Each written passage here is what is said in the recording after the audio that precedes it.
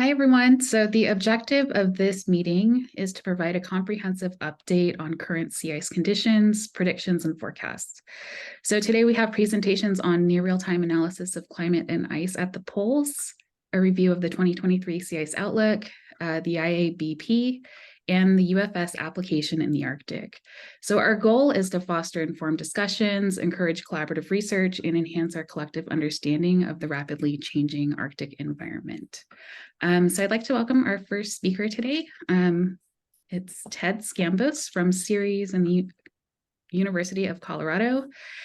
And he will give us an introduction to the Arctic sea ice news and analysis in Greenland today. Thanks, Angela. I'll share my screen now. I hope. Yeah. That doesn't. Looks great. I don't see the green outline. Do you see my slide, my first slide? Yep, looks great. Okay, great.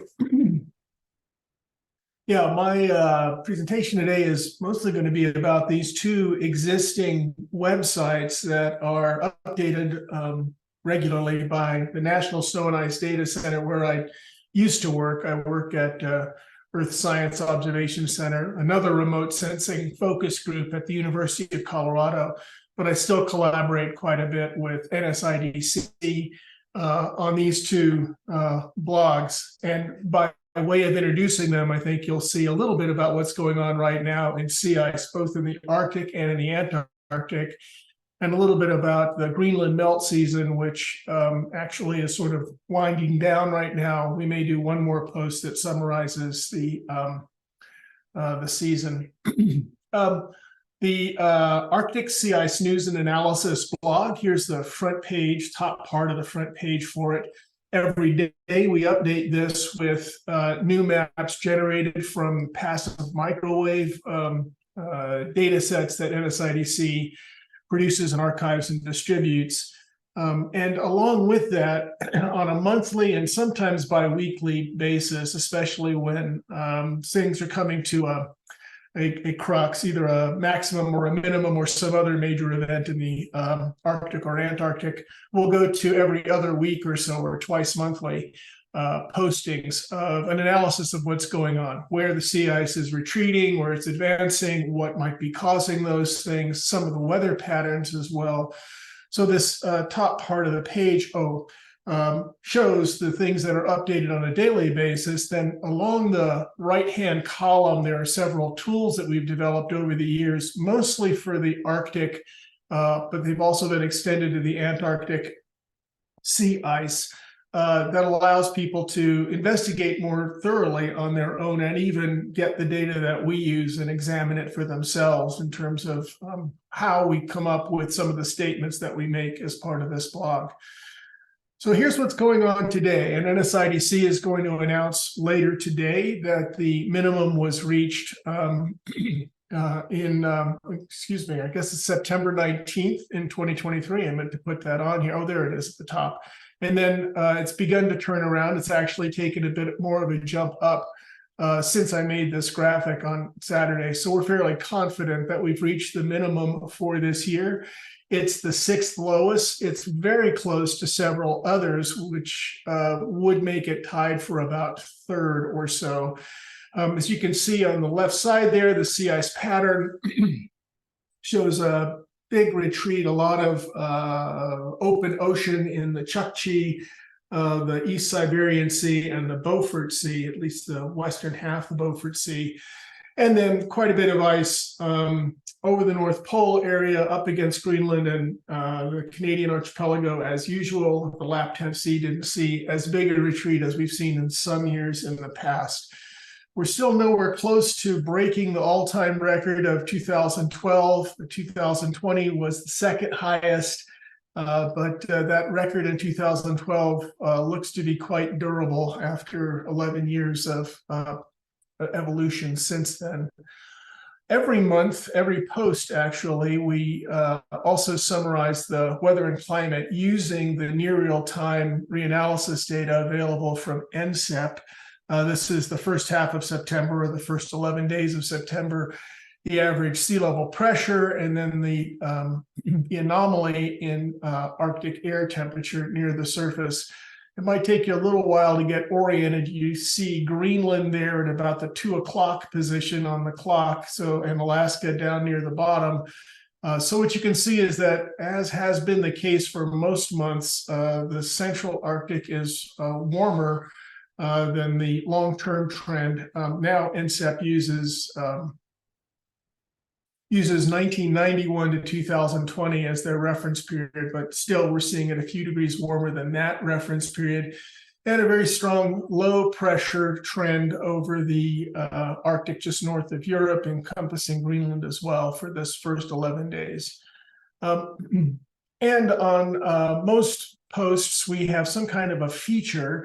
I'm showing you an example where we look at sea ice age, which is determined by tracking the sea ice flow by flow, basically, little 25 kilometer patches, 25 kilometer square patches, and seeing where it forms, where it disappears, tracking it through its entire life. And so what we've discovered over the past several decades is, of course, the multi-year ice, the thicker, older ice, the more durable ice in the Arctic is now almost completely gone, replaced by much younger ice. That right-hand graph summarizes how rapid the retreat was through the first couple of decades of this century, and now we have an Arctic that is mostly first and second year ice. And this has probably led to a change in the pace of sea ice reduction, at least the sea ice minimum trend, over the past several years. Now that we don't have much multi-year ice anymore, we're in a situation where at the end of the summer, the Arctic is generally quite low, but not moving lower as fast, because at the beginning of every melt season, you're presented with the Arctic Ocean having frozen for about one winter's worth of ice, and then the summer comes along and melts that back to a certain level. In order to retreat still further, you would need high latitude melting to continue late in the season. And that's going to take further warming in the Arctic. At least that's currently a sort of hypothesis or general idea that we have about how to explain this sort of 3 straight line trend that seems to be emerging from the minimum data, minimum extent data. Another feature that we'll produce often, an example of a feature, is the sea ice conditions in the Northwest Passage or the Northern Sea Route other times. And we often talk about Arctic Ocean buoy data with University of Washington folks, Applied Physics Institute. The ice motion, ice thickness, or polynya formation in the Arctic or the Antarctic. We cover the Antarctic as well for those kinds of features. Significant storms or other weather events, and often we'll invite people that have just published an important paper to contribute a paragraph or a section of the blog post. We've got a couple of writers at NSIDC that help us produce and make the blogs consistent, and they also from time to time produce these really nice infographics that consolidate the information and make it digestible for either the media or the public. So this is the current graphic for the Antarctic sea ice maximum, which was a record low. And in fact, we're going to announce that later today as well. September 10th appears to have been the maximum for this year, and it's more than 1 million square kilometers lower than the previous record low maximum, and more than almost 2 million, 1.75 million square kilometers less than the 1981 to 2010 average maximum. This is a really dramatic deviation from the past 45 years of data for the Antarctic, and a lot of folks are working on explaining this. It appears that atmospheric warming may not be the main cause for this particular deviation from the 45-year past record, but upper ocean conditions surrounding Antarctica may now be a little bit warmer due to mixing with water from the north and water from below the polar layer, making it harder to form sea ice around Antarctica. I'll go quickly here through Greenland today, which is a daily record of Greenland's melting. We also cover the Antarctic.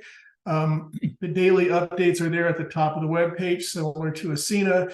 And then on something like 2 or 3 times during the melt season for each ice sheet, we'll write a synopsis of what's going on with the melt season, where it's melting and why in various areas. This was started later than Asina, started in 2012. And then since 2021, we've been doing the Antarctic melt season, which is almost entirely confined to the peninsula, but it's interesting to see what other areas have a few days of melting around that continent.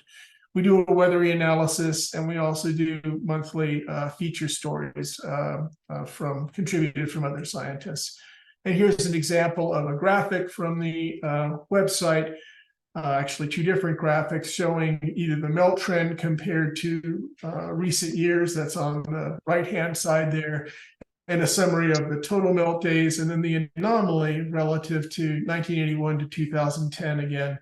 And there on the bottom, a cumulative melt day extent for each several selected years, basically, showing that 2023 actually was quite a significant melt year, second, well, actually just below 2010, but ahead of every other year except 2012 at the time of this post, which was the beginning of September.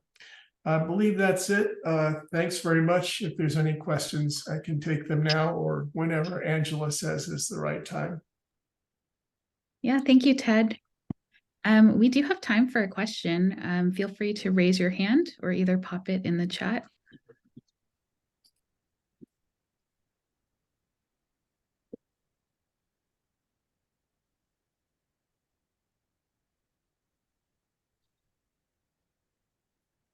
People introducing themselves still on the side there, but I don't see any questions in the chat.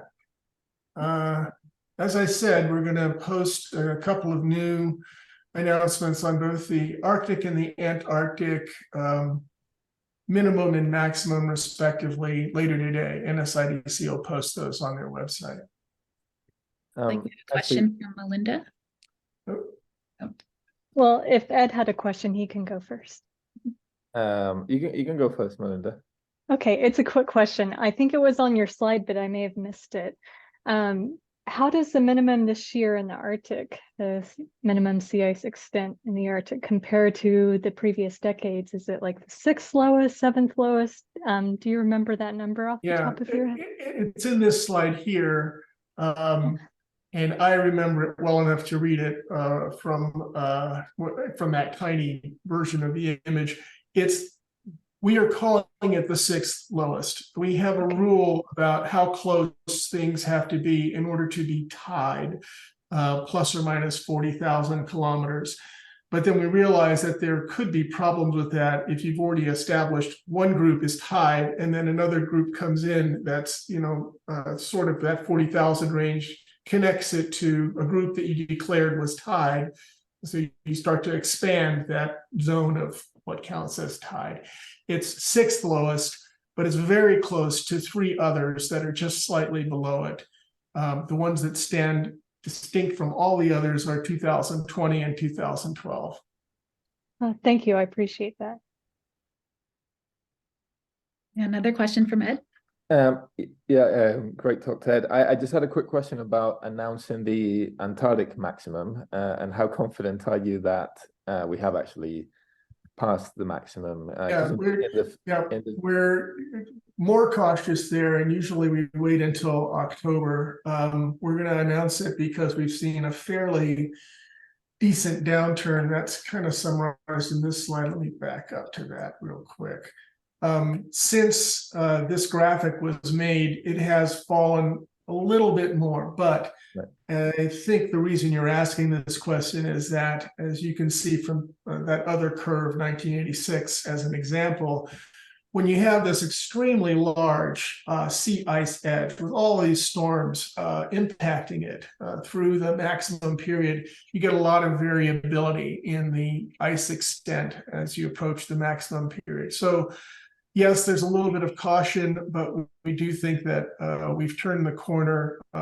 Part of that is that we've fallen a couple 100,000 kilometers below the maximum now. And as with each passing day, we get later and later in the season, as you can see, around the last week of September, first week of October, the average trend is downward. So we're thinking we're reasonably confident that this was the maximum on September 10th. Right. Thanks. All right, thank you so much, Ted. Sure. We can continue the discussion in the chat, and we'll also have more time for questions at the end of this meeting. But now I'd like to welcome our second speaker, which is Ed Blanchard Wrigglesworth from University of Washington. And today he'll be telling us about the 2023 Sea Ice Outlook. Great, thanks for the introduction. Hopefully everyone can see my slides and hear my voice. I don't mind so much if you can't see my face. So I'm Ed Blanchard Wrigglesworth. I sit in the Department of Atmospheric Sciences at the University of Washington, and I also help lead the Sea Ice Prediction Network. And I want to acknowledge the rest of the team, and also very crucially acknowledge all the contributors to SIPIN, so all the people that send us forecasts. And I hope that most people on this call know about the Sea Ice Prediction Network and the Sea Ice Outlook. And if you don't, the sort of 6-second pitch is that it's a network of contributors that submit forecasts of September sea ice, mostly, well, the more important metric, or the one that we kind of, I guess, a poster child is sea ice extent for September, but we also have other metrics. And this is an annual summer exercise, and we currently have 4 forecasts, one in early June, early July, early August, and early September. So these are what we call S2S, or seasonal to sub-seasonal forecast of summer sea ice. And I just want to give you a little review on this current summer that's just coming to an end. And there will be more details. We will put out a postseason every year. We do a postseason report later in the fall. But these are some preliminary results. Okay, so to start with, I just want to show this updated figure. This is updated from a figure courtesy of Larry Hamilton, and these are the number of forecasts that we receive every year. We started, well, the Sea Ice Outlook started in 2008, and it was triggered by that first big record in 2007. So we've now got 16 years. And you can see the number of forecasts of contributions every year. And this, you can see that growth through the 16 years, and kind of maybe a plateau in the last few years. So it's become a very mature kind of community. And we have a critical mass, which is wonderful. And this year we had 119 forecasts between the 4 months, June, July, August, September. And that's the second highest on record. So it points to the kind of the health of the community and the network. So yeah, thanks again for everyone that submitted forecasts. This is a time series of what those forecasts have looked like, and plotted against observations. So in black, I show you the September sea ice extent from 2008 onwards, and this is that period that Ted was alluding to kind of more recently, that there's been a sort of flatter trend, once maybe perhaps related to flushing out all that thick ice from the Arctic. So you see that in the black time series. The sort of brown envelope, those are the sea ice outlook forecasts. So I'll show you the median, and then the envelope is the interquartile range. And I've updated it with what we expect the values for this year. Now, we haven't finished September yet, so the observed 2023 September sea extent is unknown in terms of the monthly mean. But I was looking at the average between September the 1st and the 23rd, and what we might expect over the next week, and that number is probably going to be around 4.4, plus or minus 0.1. So that is shown in that black, in the rightmost kind of black circle. And the median sea ice outlook forecast for this year range between 4.5 and 4.66, depending on the month. So this year we've actually got a pretty accurate forecast, or we're very accurate forecast actually. If we're within 0.1, 0.2 million square kilometers, if you think about the standard deviation of September sea ice extent is 500,000 after detrending. So that's an error of less than half a standard deviation is pretty good. So it looks like we've made a pretty accurate forecast this year. I also wanted to point out or kind of look at it in the longer term. And this is now a time series of the September sea ice extent, 79 to 2022. Again, I'm adding the 2023 kind of tentatively there around that 4.4 or 4.35 mark. The blue line is the linear best fit trend between 79 and 2022, extrapolated to 2023, right? So if we think about anomalies with respect to a detrended climatology, this year is pretty close to that linear trend. So it hasn't been sort of an extreme year in terms of positive or negative anomalies with respect to that detrended climatology, right? It's just slightly above it, maybe. And why this is relevant too is that in recent years, we've also invited forecasts of the anomaly of September sea ice extent, because this is in the understanding that these forecasts, there's a lot of different, each group kind of applies their own bias correction and forecast post-processing. So at one point a few years ago, we thought, well, maybe our forecast might have less spread or higher skill if we just invite people to submit a forecast of the anomaly rather than the absolute value. And this is what I show you in this figure. So the four, if you look at the right section of the figure, kind of shaded in sort of that light pink color, these are the forecasts of September sea ice extent anomaly that groups submitted over this summer. The small crosses are individual forecasts. The asterisks are the median of the forecast. And you can see that throughout the whole summer, that median was around the 0.3, 0.2 values. So yeah, there is a bit of forecast spread, but when we look at the multi-model forecast, we were kind of agreeing, or it was fairly consistent forecasting values slightly above that linear trend. And so when you go back to this figure and you look at where we might end up in 2023, again, this is going to be quite an accurate forecast this year. I did want to talk a little bit about the regional aspects. Obviously a pan-Arctic sea ice extent, a single number, has its limitations when we think about how complex the sea ice sets can be and the different regions. And I know Ted showed or pointed out, right, that the big anomalies this year are in the East Siberian, Chukchi, and Beaufort seas. And the Laptev has actually had quite a bit of sea ice compared to the recent times, the last 15 years or so. Now, I was kind of curious about the Laptev. And so this is, I plotted the daily sea ice extent in the Laptev throughout the month of September. So the day on the x-axis here is just the day of September from 1 to the 30th. The black line, that bold black line, that's the mean between 79 and 2022. All the kind of individual colored lines, those are each year. And then 2023 is highlighted in red. And we're actually slightly above the mean if we consider the whole period as the mean. And if you, yeah. Does someone have a question? No, all right. If you plot the sea ice extent in the Laptev between the September 1st and the 23rd, which is what we have data for this year, you can see that so far this year, it's the highest value since 2004. So this is, quite a bit of a change since, since about 2010, when this region had really low sea ice in September. And in the sea ice outlook, we also invite contributions of the spatial forecasts of what we call sea ice probability.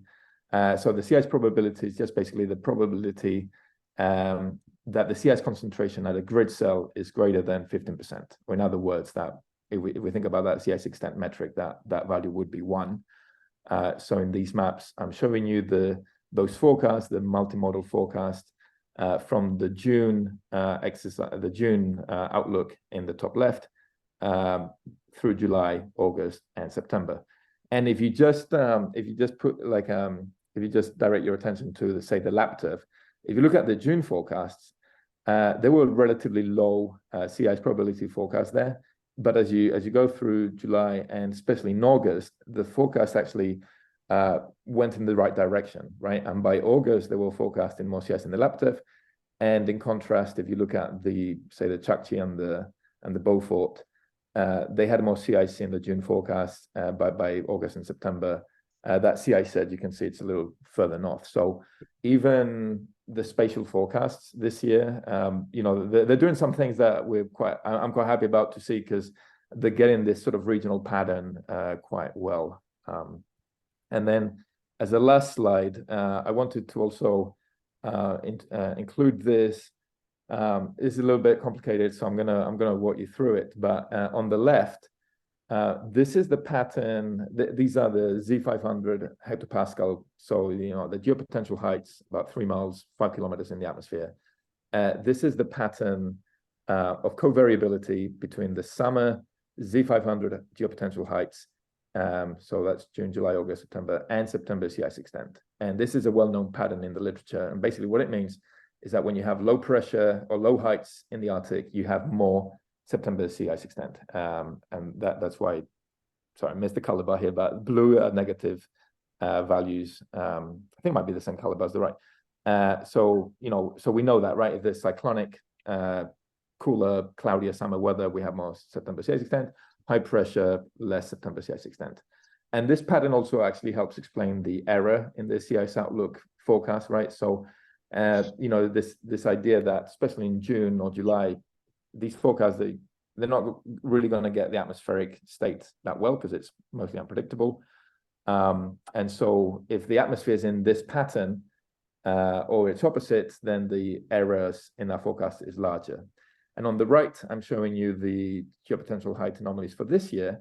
And you can see that overall, the pattern's fairly orthogonal to the canonical pattern, right? It's not a monopole of either high or low. There's this sort of dipole.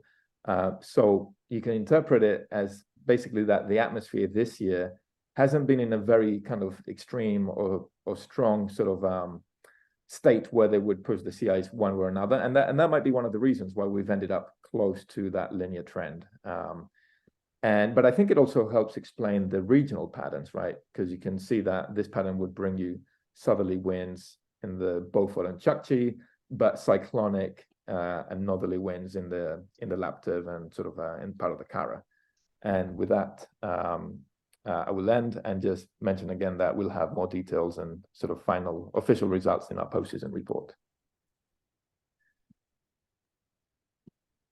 Thank you, Ed. I think we have time for one very quick question.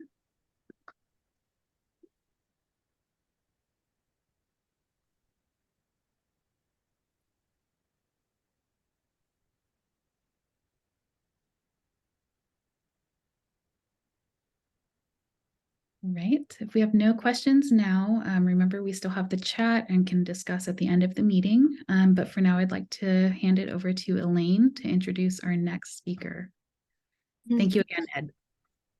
Thanks, Ed. Thanks, Angela. So I'd like to introduce the next speaker, which is Ignatius Rigor from the University of Washington and the Applied Physics Laboratory, and who has kindly agreed to give us an update on the International Arctic Buoy Programme. Thanks so much, Ignatius. Take it away. Thank you.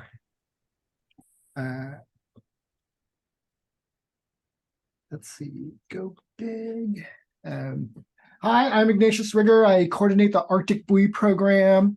This presentation's by me, but the Arctic Buoy Program's a pretty broad group of 30 different, institutions from 30 different countries, mostly polar. My funders are listed by the logos below. For those of you not familiar with the program, we basically deploy all kinds of buoys on the surface of the Arctic Ocean. During the spring, we'll land on the sea ice with helicopters and planes. We'll also take snowmobiles out. The next picture is a buoy we built here at APL that was just deployed by the Healy in the Beaufort Sea. Most of our buoys measure surface meteorology. We try to get 2-meter air temperature as much as we can, but surface temperatures are more common. And then the next picture with the big orange buoy is one of our seasonal ice beacons. This thing's designed to be deployed in a seasonal ice zone and survive in rougher conditions. And then in the fall, we'll also deploy buoys out of the backs of C-130s and C-17s. This is just a quick video of the program. It was established in 1979 by Norbert Untersteiner, Roger Colony, and Alan Thorndike. So 41 seconds, or 43 years and 41 seconds. You can see all kinds of things like the Beaufort gyre, in this part, and then the transpolar drift stream. This data is used for all kinds of things, from mostly weather and ice forecasting, but it's also used for quite a bit for researching climate change. It's assimilated in a lot of different models, like Ted mentioned, the NSID Ice Age model, NCEP-NCARE analyses. It's used for forcing and validation of numerical models, and also validation of satellite retrievals. This is part of the reason why we have a pretty broad interagency support. So one of our biggest challenges is maintaining the network on the Russian side of the Arctic Ocean. With changes in wind and access to the Russian side, we've, as shown on this map, it's pretty difficult to maintain the array in that network. The Beaufort gyre has shrunk, and most of our buoys kind of group up on the Canadian side of the Arctic Ocean. To try to address that, we've been deploying out of Barrow using the NSB North Slope Barrow SAR helicopter. We'll fly out as far as we can and deploy as many buoys as we can with the hope that they drift into the Russian side of the Arctic Ocean. We've also been using, we also just got Alaska Air National Guard C-17 to fly for us. Their first flight was this past July. We dropped 22 buoys. The next flight's going to be in January 2024, and then we'll fly again in July. But this has been a long dream for the Arctic Buoy Program, to be able to deploy buoys on this side of the Arctic Ocean using various aircraft. And this is coordinated or made possible by the International Cooperative Engagement Program for Polar Research. Basically, the ice paper leverages defense assets like Air Force C-130s and C-17s to help research. We do quite a bit of outreach. We had a show at the National Academies from September 2022 to February 2023. We have a paper published in Issues from the National Academies. And then we also did a DASR in DC in January 2023. This is the first DASR since the pandemic. So for over 3 years, there was a hiatus, and it was really fun to be able to do this. We also took the 8th graders in Barrow out to the sea ice. 80 kids joined us at one point or another. We had 4 different stations. The first one's Nupiat Knowledge. Second one was snow ice. Oh, I'm going in the wrong order.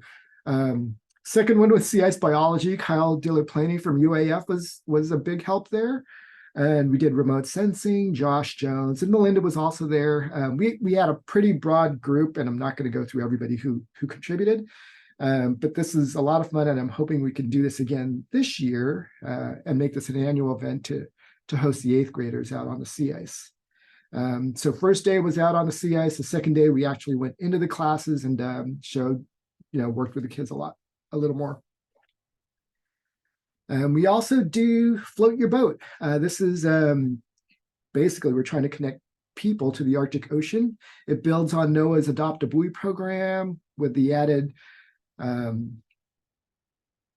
part of kids get to draw on boats, and then we'll deploy these next to our buoys when they go out. So there's a couple pictures. The first one on the upper left is kids at the Pacific Science Center here in Seattle. We also work with quite a few museums across the world. Vilvite in Bergen. The KV Svalbard is the next picture on the top. They deployed a lot of buoys for us, or a lot of boats and buoys for us in 2020. And then we've been using the Charcot for the last few years. The Healy's always a big contributor to the program. And then we also deployed some on fast ice out of Alaska this year. And we also were visited by polar bears, which was kind of traumatic for our buoy. And we taught, this is the sea ice community of practice. We talk about sharing data with everybody. One of the things that's becoming more prevalent are these cheaper, smaller, open buoy and open buoys that collect weather data. The big question I have right now is like, should we share this data on the GTS? And this is one of the big discussions I'm hoping to have with a lot of the buoy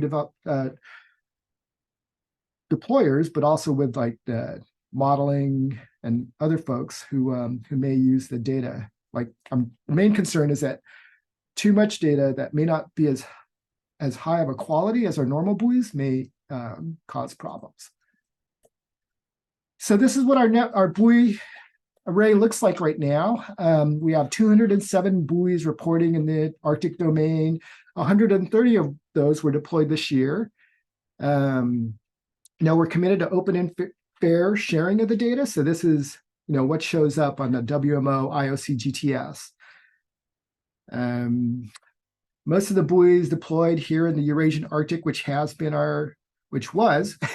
one of our issues, were deployed by the Air National Guard, but also the Healy was just out there for the Nabos cruises, and then the RV Polar Stern deployed most of the buoys in this part of the Arctic Ocean. Let's see, that's weird. Okay, let's see. And we still have a few more deployments to go. We have 12 buoys that were purchased in 2020 that I'm hoping ARI will deploy in the Russian EEZ. And then we have a flight with the,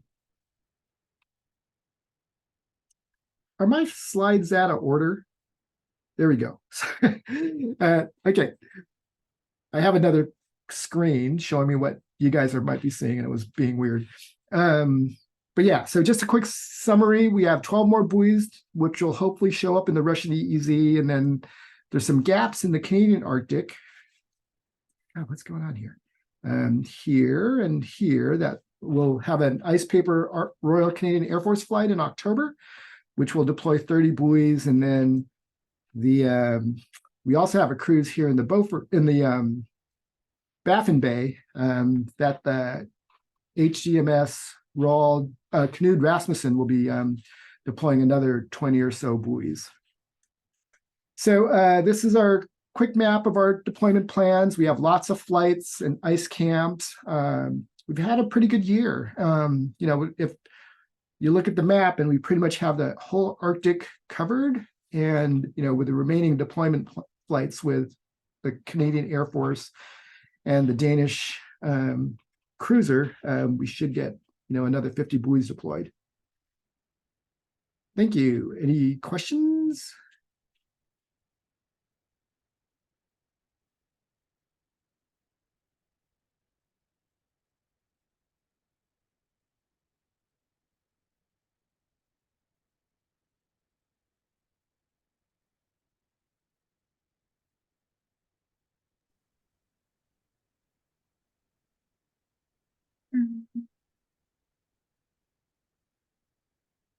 I can't really see any right now, but I think there's also a time at the end if there's no burning questions right now. Great, thank you. Thank you so much, Ignatius. That was fantastic.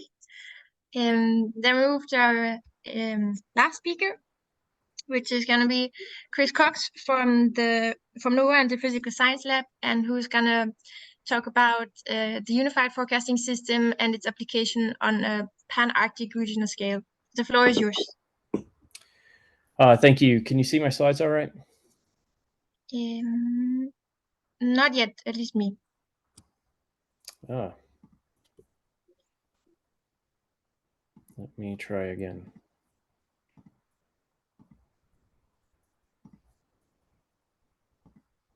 How about now? Nope, they're not showing up for some reason.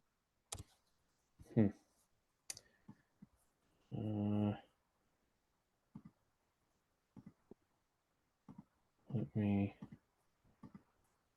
try again. How about now? Nope. I will share them from my screen. Okay. Just give me Here, let one. me stop my share. I believe this is the right one. Yep. Actually, let me try one more thing very quickly here. Oh. If you stop sharing, I just turned off my video and I'm having some issue with my video. So Okay. Escape.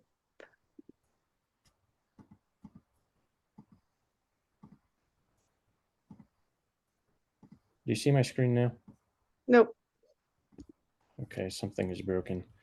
Okay, Meredith, yeah, if you go ahead and share. Okay. This should be up now. Yep. Okay, thank you. So hi, everyone. I'm Chris Cox from NOAA's Physical Sciences Lab in Boulder. And the topic of this talk is UFS-Arctic. So the agency NOAA is moving towards its global unified forecast system, otherwise known as the UFS. And we're undertaking some work. This presentation is somewhat aspirational to provide a regional version of the UFS specific for sea ice forecasting within the Arctic. We're talking about weather scale forecasting of sea ice. And we're doing this in collaboration with the UFS development community, in particular EMC. If you go to the next slide now. So the sea ice modeling community within NOAA is fairly small, but we do communicate from time to time. And this image here is from our most recent workshop, which was held in Boulder back in April. Next slide.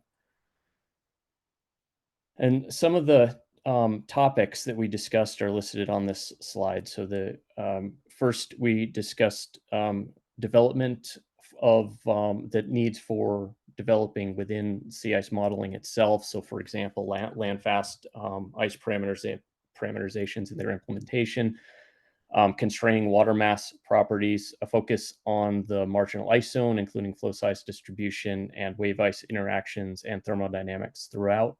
We also discussed how to evaluate these new advancements, including development of process-oriented evaluation tools and diagnostics, how better to leverage within situ observations, et cetera. And we also discussed how to take these advancements and apply them within products and targeted applications. That's where the UFS-Arctic comes in. Next slide. I just want to give a kind of a flavor of some of the detail with which operations within NOAA are requesting for sea ice, for variables pertaining to sea ice within their operations. So, for example, from the National Ocean or from NOAA's Ocean Services Line Office within their oil response program, we heard from Christopher Barker, who pointed out that a really local set of needs. Yes, some things that seem very much within reach, such as flow size distribution and lead locations, but other very specific localized information, including the roughness of the ice at the ocean interface, location of keels, et cetera, as well as information about brine channels, the age of the ice, snow depth, that sort of thing. Similarly, within the National Weather Service Alaska region, another focus kind of in the marginal ice zone, it was discussed, again, very localized information, very high resolution needs. In this case, the image on the bottom right showing the location of a crab fleet and the activities it has in the marginal ice zone, which are preferential in areas of the ice edge, which are more variable. So they're using these bays and inlets within the ice edge. And they require really detailed information then about the nature and form of the ice edge as well as its growth tendencies. Next slide. If we move closer to the coast, the needs get probably more complicated, not less complicated. Products related to landfast ice, near shore ice concentration areas of open water are needed. And this is, of course, in support of coastal communities, including indigenous communities that require the use of the ice for subsistence hunting and travel. There's also concerns about coastal erosion and river breakup. So very unique and detailed needs there. Next slide. Currently, within the operations within the Alaska region, there's still a focus on and a reliance, if you will, on manual ice charting conducted by ice analysts using mostly satellite products, as well as forecasts that's inferred from uncoupled modeling. Next slide. But we have had coupled modeling, at least experimentally within NOAA for some time. This product, the Coupled Arctic Forecast System, was developed out of my lab good part of a decade ago. We've been providing fully coupled Pan-Arctic weather scale, that's 0 to 10 day, 10-kilometer forecasts since 2015, initialized daily. You can still see those forecasts. We still do that now. The link is at the bottom. This product is, this model is in the RASM, the Regional Arctic System Model lineage, so it's WRF-based. As I say, it's experimental, not operational, but our user group does include the National Ice Center, the National Weather Service, Alaska Sea Ice Program, and Weather Forecast Office, as well as the research labs around NOAA and research campaigns that are supported by NOAA Navy and NASA have used this information as well. Next slide. CAFS has exhibited pretty good performance metrics with respect to sea ice. It's skillful relative to persistence throughout its forecast period. The temperature errors are generally quite small, although there's a tendency in the lower atmosphere to develop warm biases associated with with the lead of the forecast is associated with its tendency to erode lower atmospheric stability. That's not entirely decoupled from one of the things it does really quite well, which is representation of supercooled liquid within clouds. And this is the topic of the figure on the right. Essentially getting the proper energy balances to the first order thermodynamics, which has been is a particular problem for forecast models. You can see the performance of some of the other forecast models in the lower 6 panels on the right there. The observations are in the top left, where the x-axis is lower atmospheric temperature gradient, and the y-axis is the net long wave. So you form these regime-based bimodal state, essentially, that the observations show, which CAFS reproduces quite well, and other models don't do so well.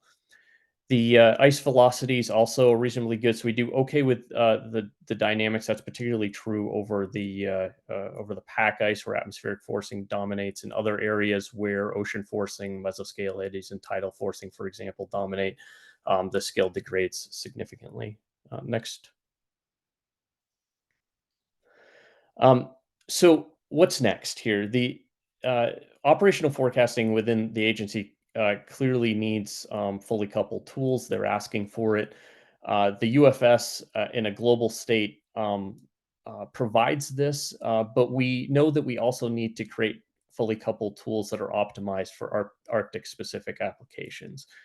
There was a time when we thought that CAFS might be the direction that we would head to achieve this, but the CAFS architecture is divergent from NOAA's UFS. So CAFS is also no longer state-of-the-art. The UFS is state-of-the-art. And so our plan is to develop a regional version of the UFS for the Arctic that may be informed by CAFS and other modeling work we've done in the past. Next slide, please. So UFS is FE3 GFS based. MOM6 is the ocean model. SICE6 is the ice model. It's coupled to WaveWatch 3, and NOAA MP is the land model. The work that we're doing develops this application based on the hurricane model, actually HAFS, the Hurricane Analysis and Forecast System, which has just recently become operational. There's some adaptations there. For instance, including the SICE coupling, adding physics packages that are used by CAFS, and carrying over and also enhancing nesting capabilities that are being developed within the UFS for a number of applications.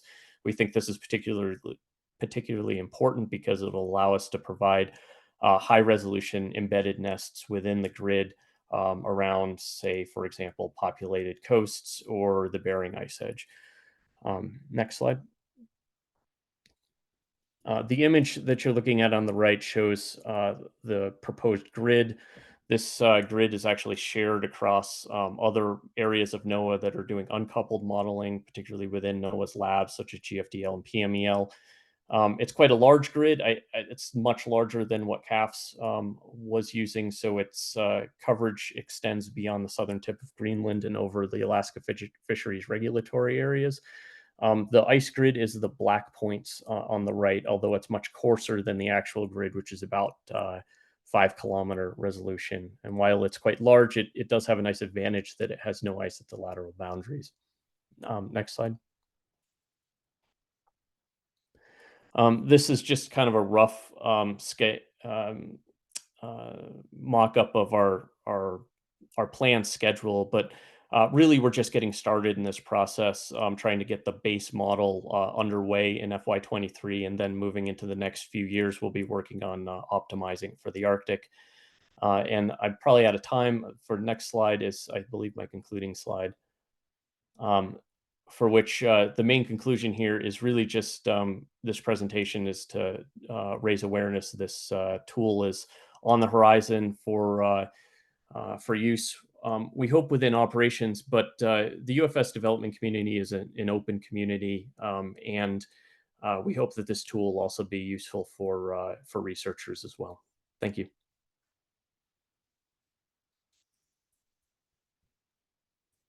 Thank you so much, Chris. Are there any questions?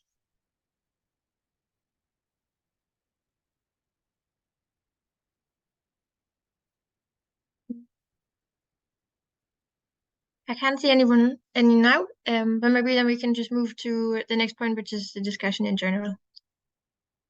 Thanks to all the speakers. All right, yeah, thanks to all our speakers. We do have a few minutes available for discussion. So this is community discussion here. I did see that Ted had to leave, so we don't have time for follow-up questions to him, but he did provide his email. Are there any other follow-up questions for our speakers or general discussion points that people had?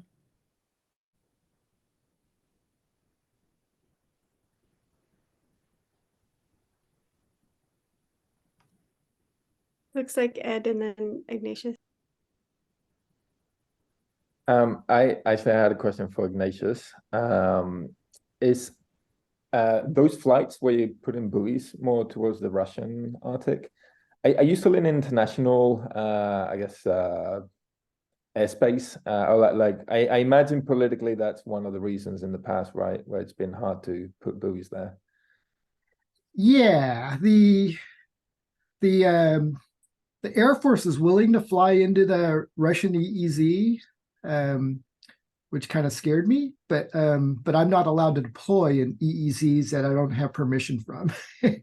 So we just basically skirted the Russian EEZ as much as close as we could.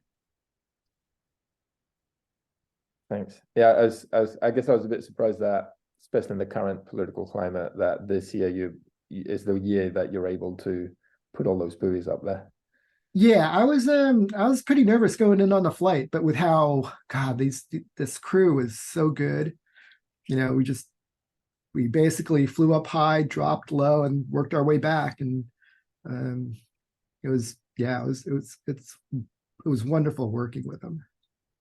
Oh, thanks. I had a question for Chris. Go ahead. Do you get the data off the the buoy data to look at ice velocities or drive your model? Do you get it off the GTS? No. So for ice velocity, most of the comparisons have been SIDFEX. I don't know if you're familiar with this, part of the Helga Gosling's project as part of the Europolar prediction. Okay, and cool. We've also made campaign-specific comparisons, for example, Sea State or Mosaic. Okay, awesome. I think it would be interesting to compare to IPB, though. we should Yeah, be? the SID effects, those are like we feed them our buoys, and we kind of pick things out every now and then just to find Mhm. buoys that are relevant in in different places of the Arctic. Okay, so IAPB is part of SIDFAX then. Yeah, it's kind of so the buoys they use are a subset of the buoys we have out there right now. And you kind of pick ones that are representative of different regions. I see.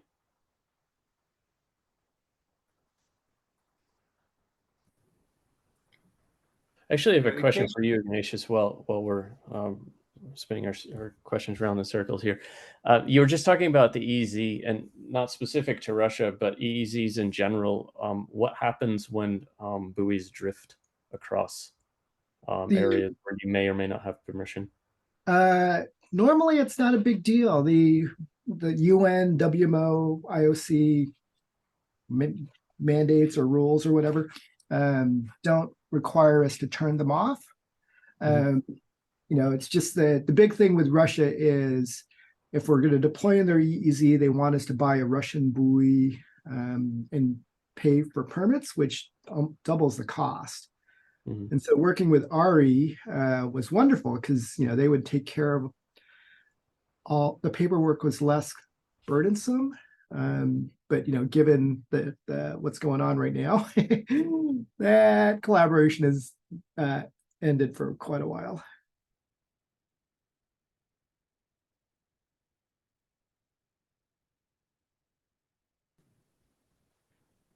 And then Ignatius, I had a question for you as well. You mentioned about lower quality data being available. Is that because it's more real time, or I didn't catch what the issue there was?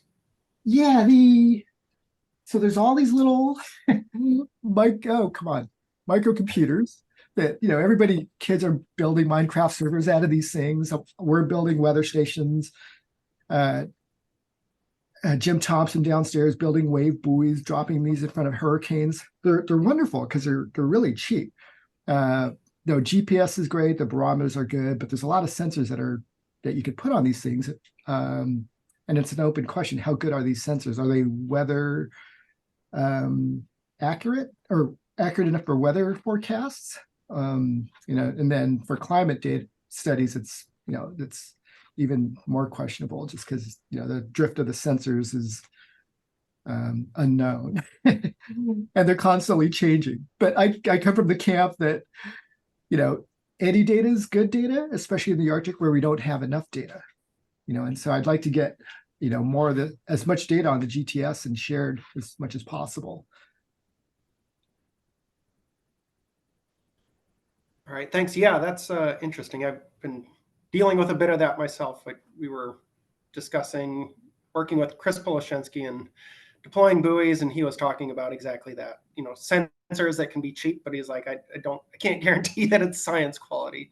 So yeah, that's a thing, and I think it should be put out there for anybody to grab with the caveat in the metadata that says this is barometer, like we use a Bosch 280 or something for pressure on these things, and it's they say it's good, but we really need to go through all the overlap and testing, which we have a couple at our test site in Barrow, but yeah, it's in terms of long-term drift, it takes a long time.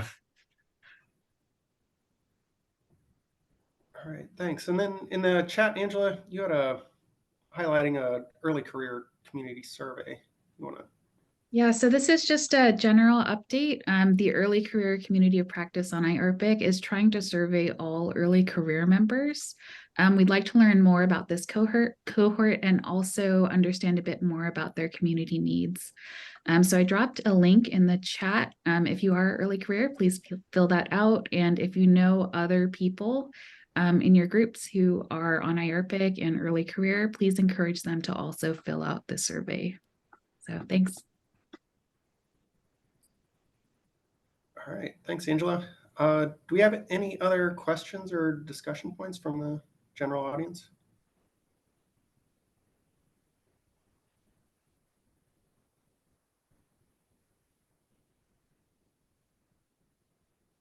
All right, I think we can move to our meeting wrap up and member update. So Meredith or Yep. Cindy, sorry. Oh, you're good. Yeah. So yeah, thanks again to all of our excellent presentations today. Thank you for taking the time. Thank you for sharing your updates and yeah, being with us today. So at this time, we're opening the floor for any announcements or updates from the community. If you have any announcements that will benefit the group, please feel free to raise your hands. Yeah, and I know Angela started off with early career announcement. All right, great. No announcements. Fantastic. So feel free to just continue to use IARPC collaborations in our space in IARPC collaborations. Thanks, everyone. Pass it to Meredith. Thanks everyone for joining. The post will be up for this recording on Thursday. Bye. Thank you. Thanks, everyone.